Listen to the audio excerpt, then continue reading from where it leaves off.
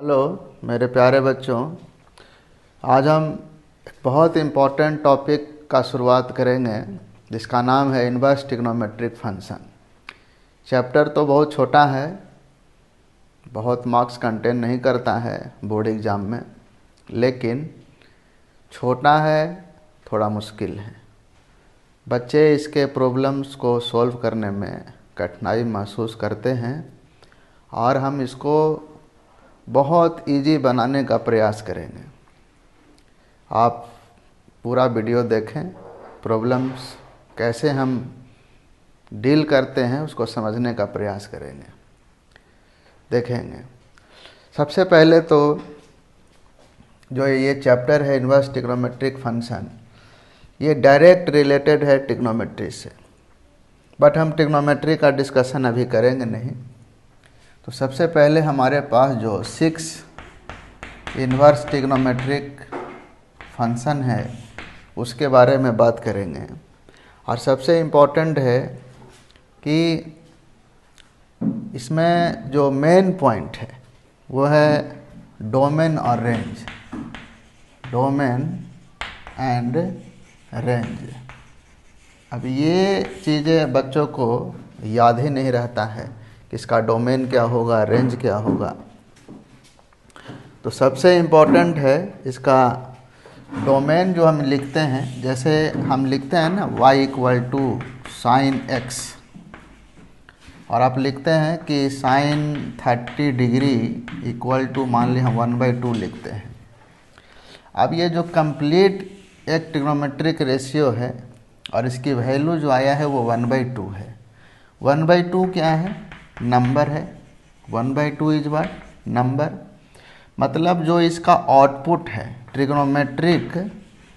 Trigonometric function का जो output है, इसका जो आउटपुट है वो क्या है? नंबर है, नंबर है। और इसका जो इनपुट है वो क्या है?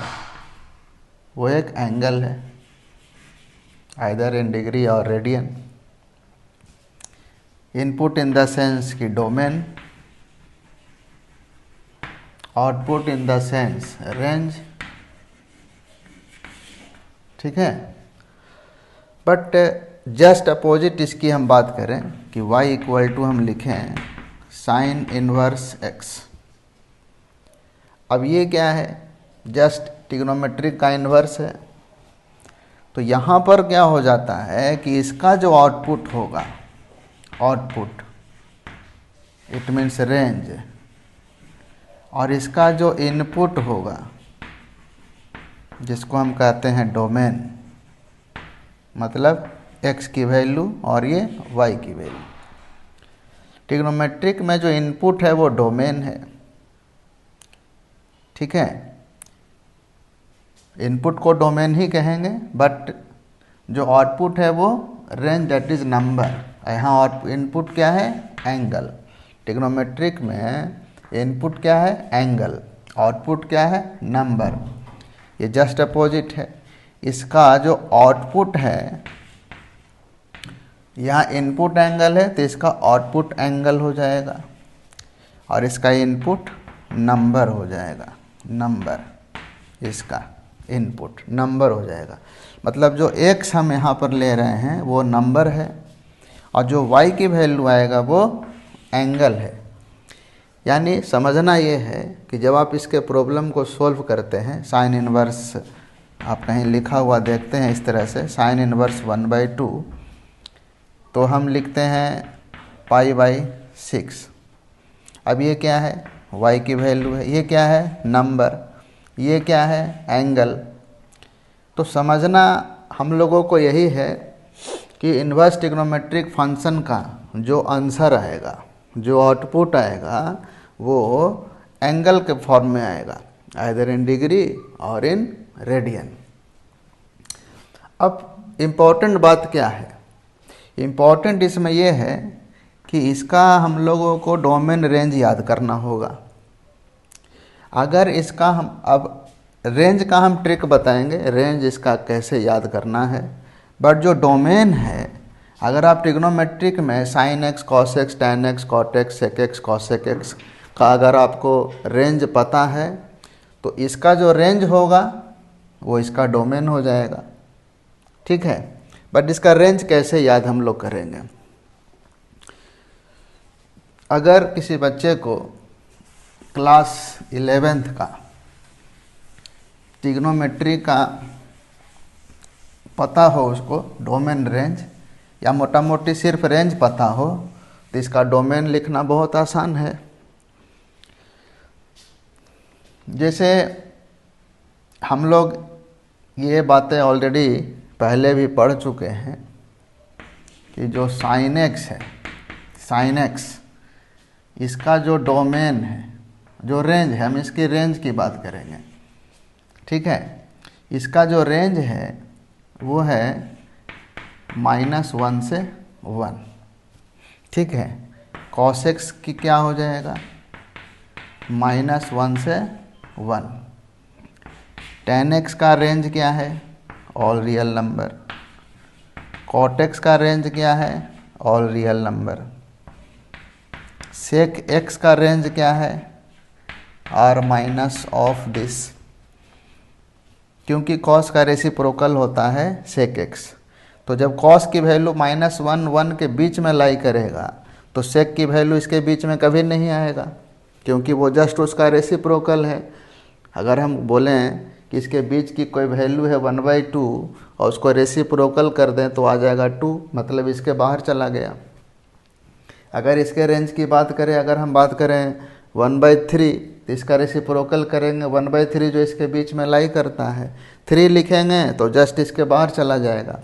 यानी सेक एक्स का जो रेंज है वो -1 और 1 के बीच में नहीं आएगा, ठीक है।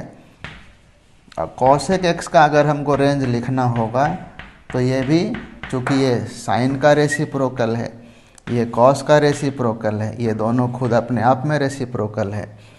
तो कहने का मतलब है कि साइन का जो रेंज है कॉसेक उसमें नहीं आएगा, इसके रेंज में उसकी वैल्यू लाई नहीं करेगा। बाकी -1, 1 को छोड़ दीजिए, जो बचा वो कॉसेक के लिए, वो बचा सेक के लिए। टैन एक्स, कॉट एक्स दोनों का आर और आर है। अब समझना क्या है इसमें, अगर हम ये जो रेंज है साइन का, यही डोमेन का काम करता है। किसके लिए? साइन इनवर्स एक्स के लिए। यही डोमेन का काम करता है। किसके लिए? कॉस इनवर्स एक्स के लिए। यह किसके लिए? टैन इनवर्स एक्स के लिए। यह किसके लिए? कॉट इनवर्स एक्स के लिए। और यह किसके लिए? सेक इनवर्स एक्स के लिए। और यहाँ पर भी क्या हो जाएगा? Cosec inverse x. यानी अगर साइन एक्स का रेंज पता है तो साइन इनवर्स एक्स का डोमेन लिख सकते हैं। साइन, कॉस, टैन, कॉट, सेक, कॉसेक, इसका रेंज पता करिए, उसका डोमेन हो गया। अब मामला फंसता कहाँ पर है? अब जो मामला फंसता है वो इसका रेंज लिखने में फंसता है। रेंज का हम एक टेक्निक बताएंगे कि इसका रेंज को हम कैसे याद करें, इसके रेंज को याद हम कैसे करें, ठीक है। तो इसके रेंज को याद करने के लिए हम क्या करेंगे, हम एक बहुत अच्छा टेक्निक बताएंगे, उसको ध्यान से देखना है। हम एक लाइन ऐसे ड्रॉ कर रहे हैं, ठीक है।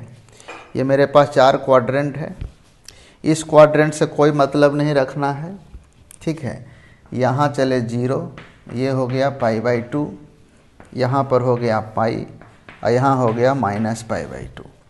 हम लोगों को जो बेसिकली पढ़ना है क्लास 12th में, वो सिर्फ पढ़ना है प्रिंसिपल वैल्यू ब्रांच, ठीक है। प्रिंसिपल वैल्यू ब्रांच का स्टडी हम लोग करेंगे और हम लोगों को इसका रेंज लिखना है। इसको याद करने का आप देखिए ट्रिक कैसे है। सबसे पहले इस फर्स्ट क्वाड्रेंट में, ये हमारा 4th क्वाड्रेंट, ये हमारा 2nd क्वाड्रेंट। 3rd क्वाड्रेंट से कोई मतलब नहीं रखना है। फर्स्ट क्वाड्रेंट में ऑल ITF,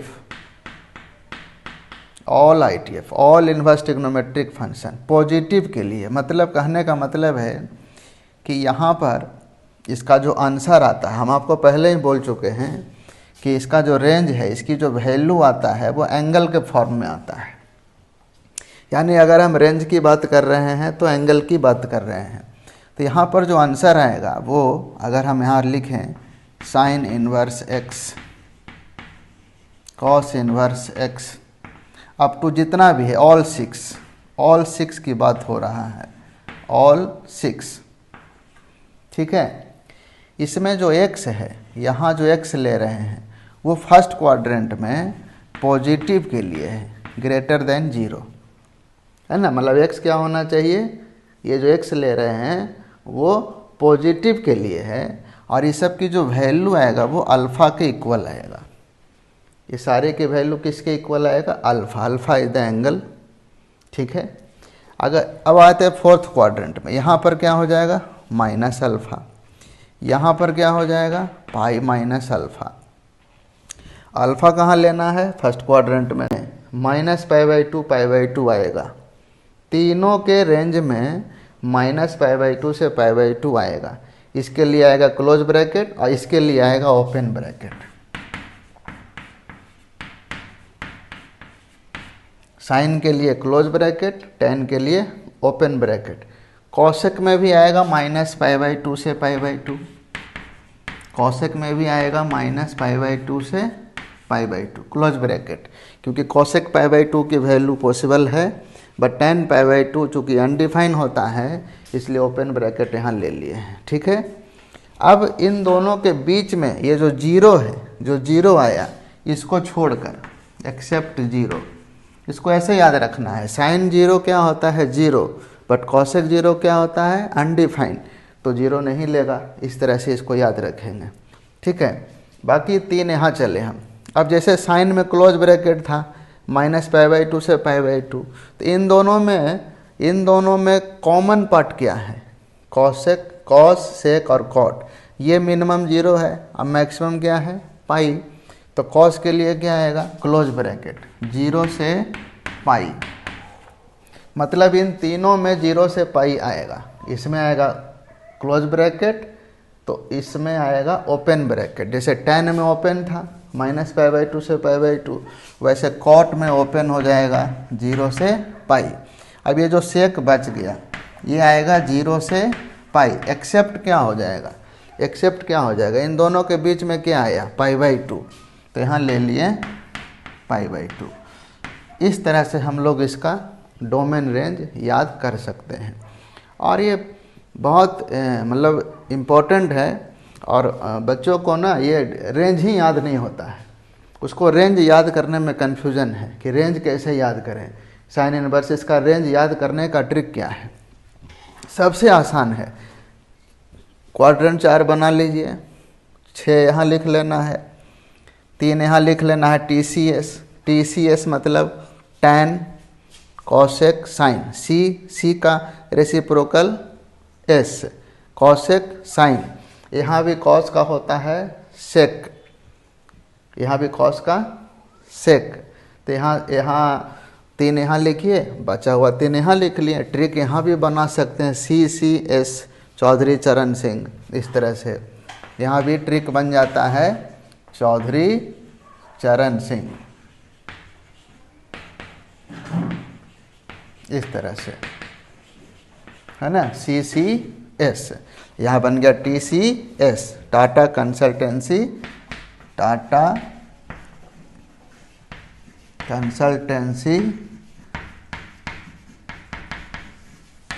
सर्विसेज।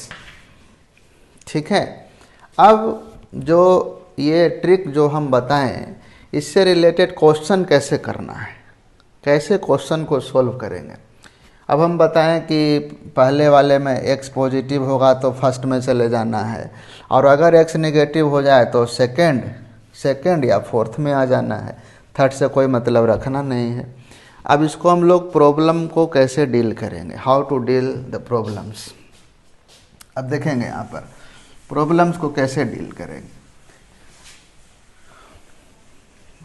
जैसे अभी इसको हम यहाँ रहने देते हैं, NCERT का कुछ क्वेश्चन सॉल्व करेंगे। जैसे क्वेश्चन हमसे पूछ रहा है NCERT exercise 2.1 find the principal values. हमसे पूछ रहा है कि प्रिंसिपल वैल्यूज बताइए, है ना।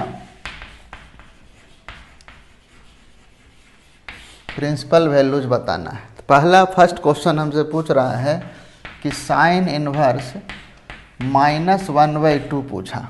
अब देखिए ये क्या है, साइन इनवर्स एक्स क्या है, नेगेटिव है। अब जैसे ही ये नेगेटिव आया, यहाँ पर जो एक्स है वो क्या है, नेगेटिव है। अब हम बता चुके हैं कि अगर नेगेटिव आता है तो फर्स्ट क्वाड्रेंट को देखना ही नहीं है, फिर कहाँ चले जाएंगे, फोर्थ या सेकंड में। अब चूँकि नेगेटिव है किसका, साइन का है, तो कहाँ चले गए, फोर्थ में। फोर्थ में वैल्यू क्या है, ये जो माइनस अल्फ़ा अल्फ़ा और पाई माइनस अल्फ़ा है, ये हमारा आंसर का पार्ट है ना। ये एंगल के बराबर, यानी जो y इक्वल टू जो लिखा है ये सब y के बराबर है। ये सब जितनी वैल्यू है ना ये y के इक्वल है, ठीक है। मेरा आउटपुट है ये, यानी यहाँ पर इसका जो आंसर होगा वो होगा माइनस अल्फ़ा। अब अल्फ़ा कैसे निकलेगा, अल्फ़ा तो आ जाता है फर्स्ट क्वाड्रेंट में, उसके लिए x क्या होना चाहिए, पॉजिटिव होना चाहिए। इसका मतलब है कि अल्फ़ा निकालने के लिए हम इसको क्या बना लिए, पॉजिटिव बना लिए, 1/2 लिख दिए। जो माइनस था उसको प्लस में कन्वर्ट कर लिए। अब इस 1/2 को, यानी साइन 1, ये 1/2 देता कब है, तो हम यहाँ लिखेंगे π/6, π/6 साइन 30 डिग्री पर। अब चूँकि इसको हम कैंसिल कर सकते हैं, अब इसका भी एक नियम होता है कि कैंसिल करना कब है, साइन इनवर्स साइन कैंसिल होता कब है। कैंसिल तब करते हैं जैसे कि चूँकि हमारा जो प्राइमरी फंक्शन है वो साइन इनवर्स है और उसका जो रेंज है वो -π/2 से π/2 है। कैंसिल तभी करते हैं जब जो एंगल हमको मिलेगा वो उसके रेंज में लाई करना चाहिए। अब चूँकि ये -π/2 से π/2 में लाई करता है तो हम इसको कैंसिल कर सकते हैं। यानी अल्फ़ा की जो वैल्यू आया वो आया π/6, लेकिन क्वेश्चन हमारा पॉजिटिव के लिए नहीं था, नेगेटिव के लिए था।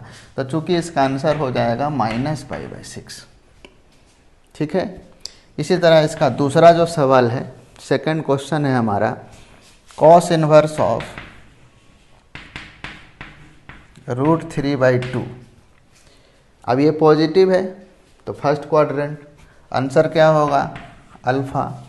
√3/2 कॉस देता कब है, कॉस 30 डिग्री पर, यानी π/6 पर। ये इसका आंसर हो गया, ठीक है। थर्ड नंबर क्वेश्चन है। थर्ड नंबर क्वेश्चन कह रहा है y equal to cosec inverse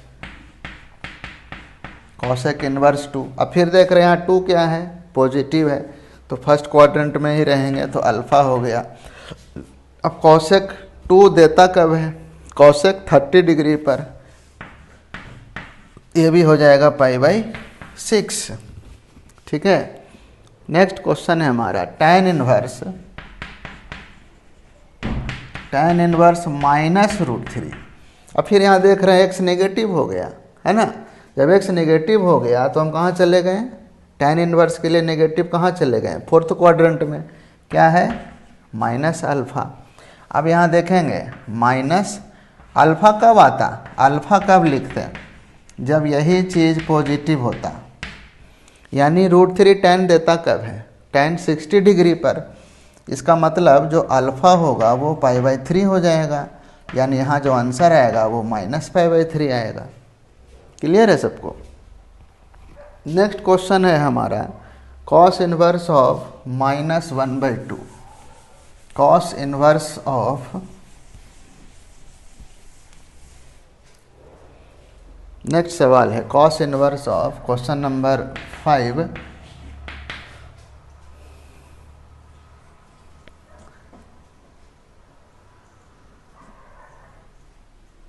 cos inverse of -1/2। अब देखें ना यहाँ पर, अब इसको देखना है ध्यान से, चूँकि ये माइनस है, नेगेटिव में आया ना, नेगेटिव में आया, इसका मीनिंग क्या हो गया, कॉस इनवर्स का नेगेटिव है, कहाँ चले गए? सेकंड क्वाड्रेंट में। सेकंड क्वाड्रेंट में क्या है? Pi minus alpha. अच्छा, अल्फ़ा कब निकलता है? जब यही चीज़ क्या होता? पॉजिटिव होता। 1/2 कॉस 1/2 कब देता है? 60 डिग्री पर, यानी π/3 पर, π/3 पर। तो इसका आंसर क्या हो जाता? Pi minus π/3 that is 2π/3। ठीक है। नेक्स्ट सवाल है हमारा y equal to tan inverse of -1। ठीक है। अब -1 जब आएगा तो क्या लिखेंगे हम? -1 में tan इनवर्स का नेगेटिव है, कहाँ चले गए? फोर्थ क्वाड्रेंट में। क्या लिखा हुआ है? Minus alpha. अल्फ़ा कब मिलता? जब ये 1 होता। 1 tan कब देता है? π/4 पर। तो इसका आंसर हो गया -π/4। ठीक है। नेक्स्ट सवाल है हमारा question number 7, y equal to sec inverse of 2/√3। अब पॉजिटिव है तो अल्फ़ा होगा।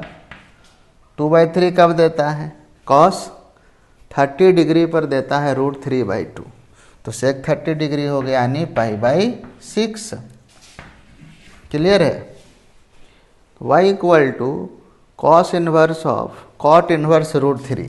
अब लगता है जैसे अब स्टूडेंट से सवाल बन जाना चाहिए। पॉजिटिव है, अल्फ़ा होगा, tan 60 डिग्री पर √3 देता है, तो कॉट 30 डिग्री पर देगा, यानी π/6। ठीक है। Question number 9, y equal to cos inverse of -1/√2। y equal to cos inverse of -1/√2। अब हम देख रहे हैं कि कॉस इनवर्स का नेगेटिव है, किस क्वाड्रेंट में चले गए? सेकंड में। सेकंड में क्या होगा? Pi minus alpha. अच्छा, अल्फ़ा कब देता है? जब यही पॉजिटिव होता। और 1/√2 कॉस कब देता है? π/4 पर। तो यहाँ आ जाता π/4। तो ये बन जाएगा 3π/4। 3π/4। अब मुझे लगता है कि अब क्वेश्चंस स्टूडेंट्स कर सकते हैं, और उम्मीद है कि समझ में आया होगा। और किसी भी तरह का कोई त्रुटि हो, समझ में न आया हो, तो आप कृपया करके कमेंट बॉक्स में आप कमेंट कर अपना प्रॉब्लम लिख सकते हैं, और बेहतर तरीके से सॉल्व करने का टेक्निक बताने का हम प्रयास करेंगे। और जितना ज़्यादा स्टूडेंट को हेल्प हो सके ट्रिक्स के माध्यम से, कि उसको और टेक्निक्स बताएं ताकि चीज़ें समझ में आए। और नेक्स्ट लेक्चर, नेक्स्ट क्लास में आगे बचे हुए क्लासेस मतलब क्वेश्चंस को हम सॉल्व करेंगे। और कुछ इम्पोर्टेंट क्वेश्चन जो होगा बोर्ड पॉइंट ऑफ व्यू से, ये सब भी बोर्ड पॉइंट ऑफ व्यू से ही हैं समझने के लिए। जब ये समझ में आएगा तभी तो अच्छे अच्छे प्रॉब्लम्स को डील कर पाइएगा। तो बोर्ड पॉइंट ऑफ व्यू से भी हम करीब करीब 10 से 12 क्वेश्चंस हम करवाएंगे, और उसी तरह का क्वेश्चंस बोर्ड में आता है। तो आज के लिए बस इतना ही। Thank you very much.